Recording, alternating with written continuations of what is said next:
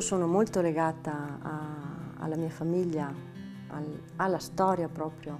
Io mi ricordo che avevo 5-6 anni, mi ricordo mio papà che la mattina alle 8 era vestito da muratore, mezzogiorno cuoco in cucina, pomeriggio faceva l'elettricista, l'idraulico, insomma si sono costruiti loro 15 camere di albergo e la sala ristorante dove io ho sempre lavorato e adesso porto avanti questa loro storia.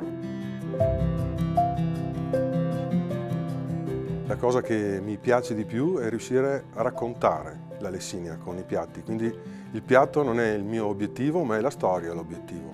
Il piatto è una conseguenza, è far capire l'energia che c'è sotto, quindi persone che credono in un'economia sostenibile, diversa, che si stacca dai grandi numeri e che cerca di portare in tavola verità e protegge questa terra.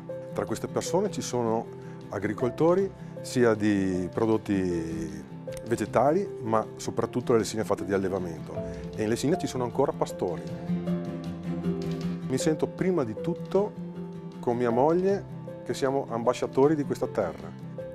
La magia del mio lavoro in Lessinia è, se vuoi, anche dare un senso antropologico a tutto. Io conosco le difficoltà dei miei fornitori, di questi piccoli produttori, e loro conoscono le mie. Io conosco la loro storia, loro conoscono la mia e ci aiutiamo.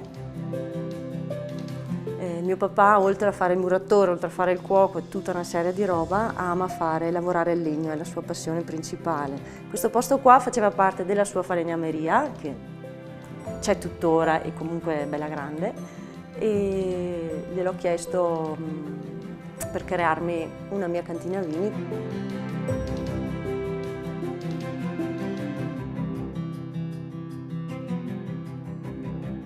Avrei fatto fatica a uscire da qua e crearmi un'altra realtà perché ci sono nata, le mie radici sono qua e poi c'è un collegamento, un legame col mio paese che solo il pensiero di staccarmi mi mette commozione.